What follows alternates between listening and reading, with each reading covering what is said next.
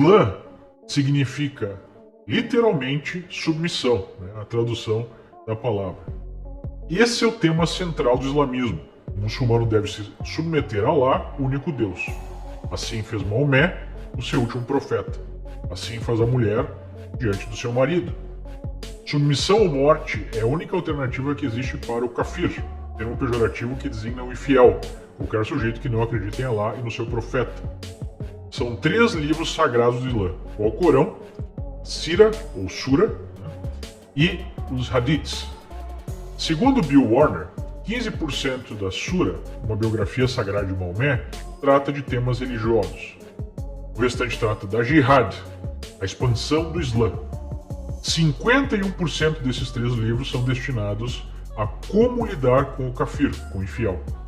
Segundo esses textos sagrados, o kafir pode ser enganado, emboscado, odiado, escravizado, humilhado, torturado e decapitado. O máximo de tolerância que é oferecido ao kafir é ser transformado num dhimmi, que seria um semi-escravo.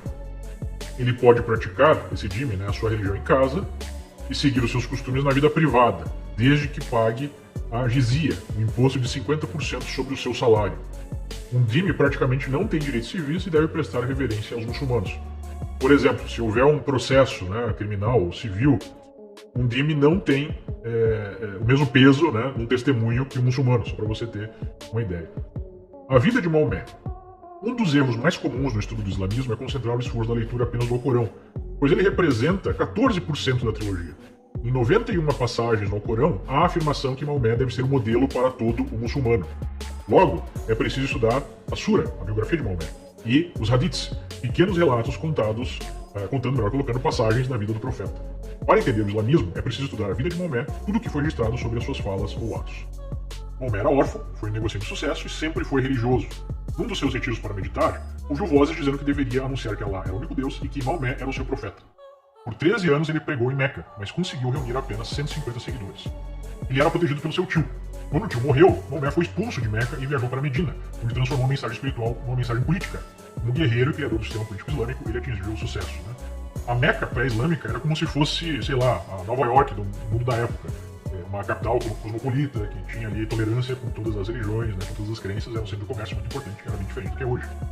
Então, o Maomé, né, expulso lá de Meca, foi para Medina, e lá matou e escravizou os judeus que ali residiam. Em algum tempo, voltou a Meca para conquistar a cidade. Suas últimas palavras antes de morrer foram: não pode haver 2 religiões na terra dos árabes. Ou seja, para o islamismo fundamentalista, não há possibilidade de convivência com outras religiões, né, sejam judeus, sejam cristãos, especialmente na Arábia, na Península Arábica. Mas na prática a gente vê que no mundo islâmico, na esmagadora maioria dos países, as pessoas são quase 100% islâmicas. Não há possibilidade de você seguir tranquilamente outra religião. É preciso entender o conceito de dualidade. Há uma dualidade no Islã que, se não for compreendida, impede o real entendimento sobre esse sistema. O aspecto religioso do Islã pode ser encontrado na fase onde Maomé pregava em Meca, ou seja, quando o profeta focava sua atenção na evolução espiritual individual. Nessa fase podemos encontrar uma postura menos política e agressiva. O Corão de Meca oferece uma visão mais pacifista. Quando alguém aponta essa visão mais tolerante do Islã, com certeza está se referindo a tal fase da vida do profeta. Já na fase Medina, o Islã tomou um caminho político, onde o objetivo é a expansão militar extremamente violenta, usando o caminho da conversão forçada dos infiéis, onde a alternativa é a escravidão ou a morte. Mas como compatibilizar essas duas visões completamente opostas, se o islamismo seria perfeito, imutável e eterno, segundo o próprio Maomé? Através de um conceito chamado revogação. Ele é traduzido de maneiras diferentes, mas nós vamos usar aqui esse termo. Se um texto sagrado, um verso surge apresentando a tolerância com os infiéis, e mais à frente outro verso sugere a morte dos infiéis, os dois estão corretos, mas o último revoga o primeiro, tendo portanto mais força doutrinal. Ou seja, quando Obama, o ex-presidente americano, disse que o Islã é uma religião da paz, ele está certo, mas também está errado. Porque a fase mais agressiva dos livros sagrados está no final, onde os ensinamentos correspondem a um líder político e militar que esmaga os seus inimigos. Outro aspecto da dualidade islâmica é a divisão dos seres humanos entre muçulmanos e kafirs. Em quase todas as religiões, o código moral proposto se aplica a toda a humanidade. Um cristão não deve matar, roubar, mentir ou causar dano a qualquer outro ser humano. Ou seja, o código é universal. Já no islamismo, há um código moral para os muçulmanos e outro para os kafirs. O muçulmano não pode matar, roubar, mentir ou causar dano a outro muçulmano, mas eventualmente pode fazer isso com kafirs. Ou seja, o princípio ético básico, né, chamado por alguns filósofos como regra de ouro, permite a relação entre os seres humanos, o não faça aos outros aquilo que você não quer que seja feito a você, não está presente no Islã. Existe até a mentira sagrada no islamismo, a taqiyya. Todo muçulmano não só pode, como deve mentir se tal mentira ajudar na expansão do Islã. Maomé conquistou Meca exatamente dessa forma. Ele assinou o Tratado de Hudaybiyah, prevendo 10 anos de paz entre Medina e Meca. Por 2 anos, Maomé construiu seu exército e atacou Meca de maneira sorrateira, conquistando a cidade em menos de 24 horas, pois Meca não tinha defesas preparadas, acreditando no cumprimento do tratado. É preciso entender também no islamismo o conceito de jihad e como ele sugere a impossibilidade da paz. A jihad não é apenas uma guerra sagrada, mas o princípio que norteia a vida de todo muçulmano. É o esforço militar, econômico, político e intelectual para expandir o Islã. Desde a sua fundação, marcada pela entrada de Maomé em Medina, o islamismo está em expansão. De fato, hoje mesmo é a religião que mais cresce no mundo. Só houve 2 oportunidades na história onde o Islã regrediu: na Reconquista Espanhola, que culminou com a expulsão dos muçulmanos em 1492, né, da Península Ibérica, e na vitória sobre os otomanos em Viena, em 1683. Tirando esses reveses, o islamismo esteve sempre em expansão através da jihad. Quando um muçulmano se alista numa força militar para combater em nome de Allah, ele está seguindo o preceito da jihad. Quando ele ataca um kafir com uma faca, com uma arma, ele está praticando a jihad. Quando ele amarra bombas no corpo e mata kafirs, é a jihad que ele tem em mente, assim como quando joga um caminhão sobre kafirs, ou um avião num prédio com mais de 3.000 kafirs. Mas há outras formas de jihad. Quando o bilionário saudita banca ONGs que defendem a causa islâmica nos Estados Unidos, ele está praticando a jihad. Quando financia lobby pesado no Congresso americano, é a jihad que ele tem em mente. Quando professores islâmicos ensinam de forma enviesada o Islã para ocidentais ingênuos, ele está praticando jihad. Quando muçulmanos praticam a zakat, equivalente ao dízimo cristão, e tais recursos são destinados a viúvas de homens-bomba, ele está praticando a jihad. Para constar, a zakat só pode ser usada para beneficiar muçulmanos. Enfim, o objetivo da jihad é a dominação mundial. A paz, então, seria atingida quando toda a humanidade for muçulmana. Antes disso, é obrigação de todo muçulmano participar da jihad. Alguns defensores do islamismo sugerem que o termo jihad é mal compreendido, pois ele representaria uma luta interior e não exterior. Trata-se de mais um exemplo da taqiyya, né? A mentira sagrada, e também da dualidade explicada anteriormente. O argumento utilizado para a defesa do Islã é o tratamento especial dado aos povos do livro, basicamente judeus e cristãos. Eles seriam povos irmãos, que teriam o mesmo Deus e formariam as raízes do islamismo.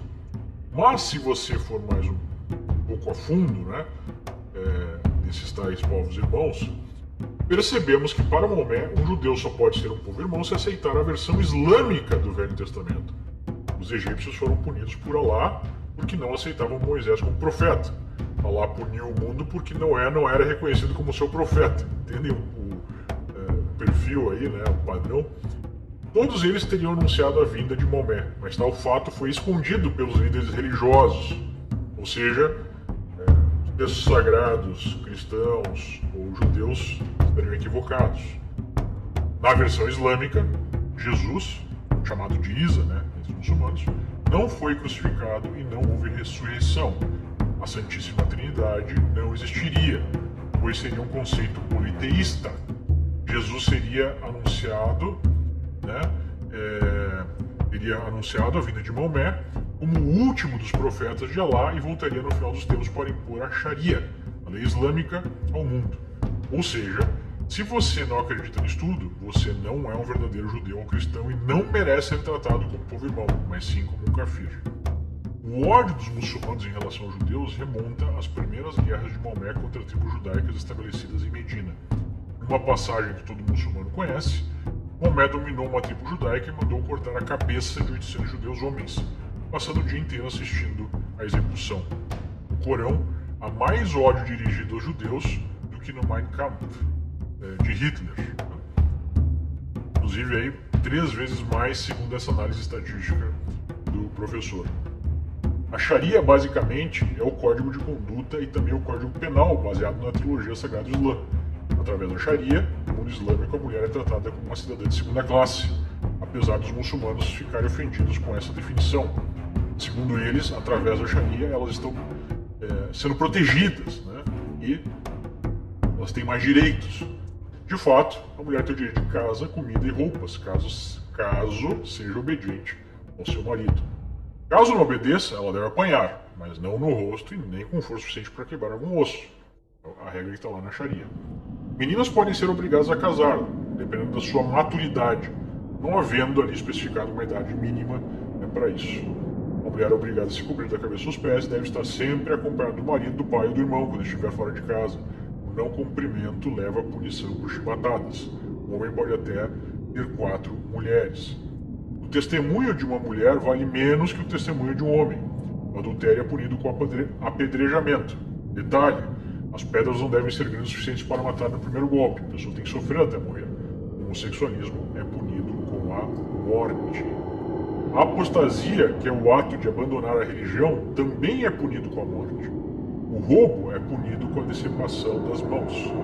Não há liberdade de expressão, tampouco liberdade de imprensa ou liberdade de credo. A tentativa de converter o muçulmano é punida também com a morte. Não há separação entre igreja e Estado.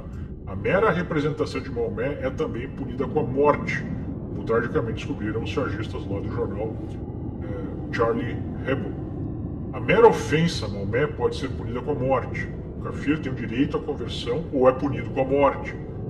Na melhor das hipóteses, ele pode virar um dhimmi, um semi-escravo que nós já explicamos anteriormente. A Sharia deve ser lei, estando acima de qualquer constituição.